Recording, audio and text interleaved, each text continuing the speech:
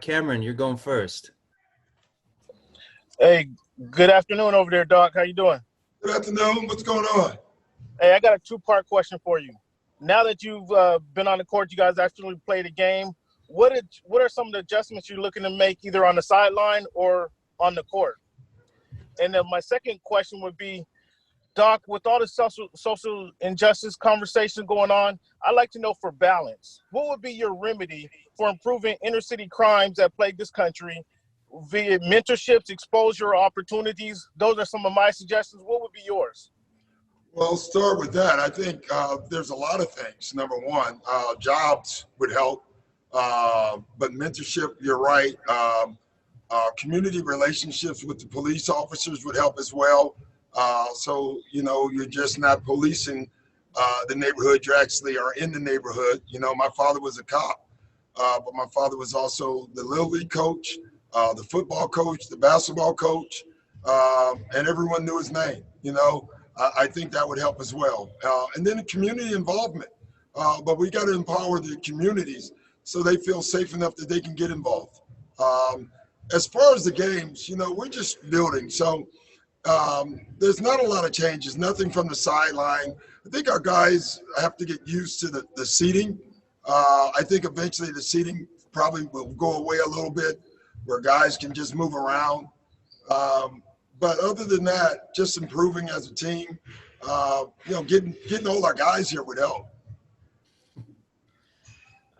Charlie, you're next.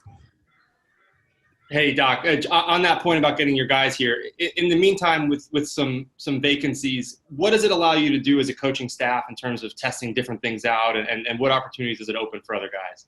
Well, I don't know if it even allows me, Charlie. I think it forces me to just play different lineups and be more creative, obviously some of the things we do, you probably wouldn't do like in practice. We basically loaded one team and we had all the other guys just play against them. Unfortunately for them, they were playing defense the entire practice because we were working on some offensive things. But that's stuff that you would do, obviously, if it was a playoff practice. And that's what we're considering all our practices right now that we're preparing for the playoffs. Thanks, Charlie. Farbad, you're up. Hey, Doc, we've been hearing about how players have to make their own energy on the bench now because there's no fans. Do you think that's going to be some kind of evolution of playing in the bubble where the teams with the most enthusiastic benches are the ones with home court, really? Yeah, I honestly think teams and players have always been enthusiastic.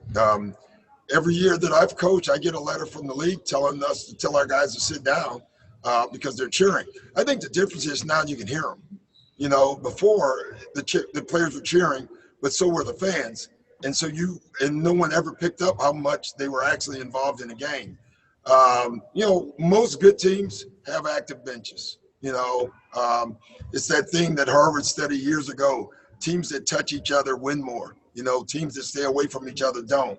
I don't think that's changed. And I think teams that are involved with each other doing the game probably win more as well. Next up is Miriam. Go ahead, Miriam.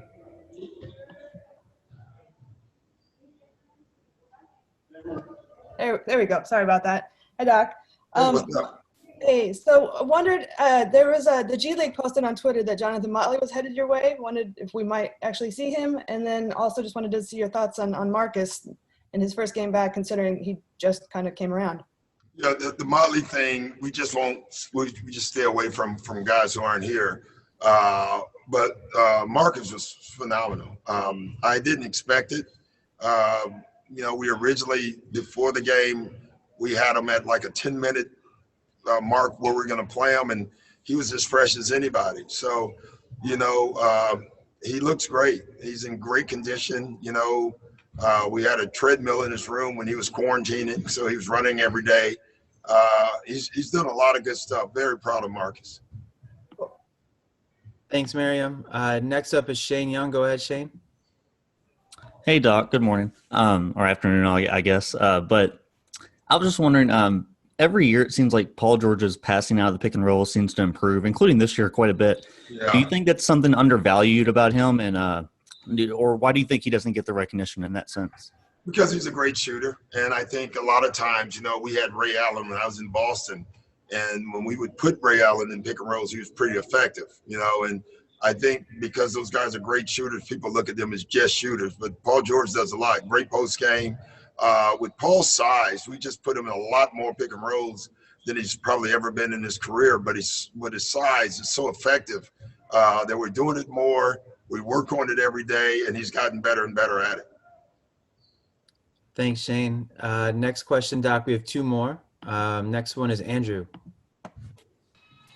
Hey, Doc, I feel like usually as the playoffs approach, you would be and your coaches would be thinking about narrowing your rotation to, your 8 or 9 guys. What's it like being forced to kind of widen it a little bit because of absences right now as you're, only a couple weeks away really from the playoffs starting?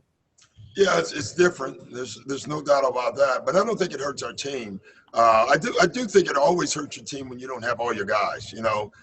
Today we have a practice and a lot of our guys aren't here. So that's never healthy for your team, especially a team that really hasn't been together. I mean, we're a new team. We had Kawhi and PG missed training camp. PG missed the first, 16 games. Then Kawhi missed games and Lou. This year so far, we really have not caught a great break as far as being able to work together. But I got to say, this team so far, they keep impressing me as well with their ability to figure out a way of playing together, even though we don't have a lot of minutes on the floor playing together. Doc, last question, I believe is coming from Tanya right there with you. I'm just wondering, having seen how this is going, having had players had to leave, some coming late, how difficult do you think it's going to be for the league as a whole to get through the next 2-3 months? Yeah, it's a great question. I don't know the answer. I think we all knew that we could start the league. The key is, can we finish it?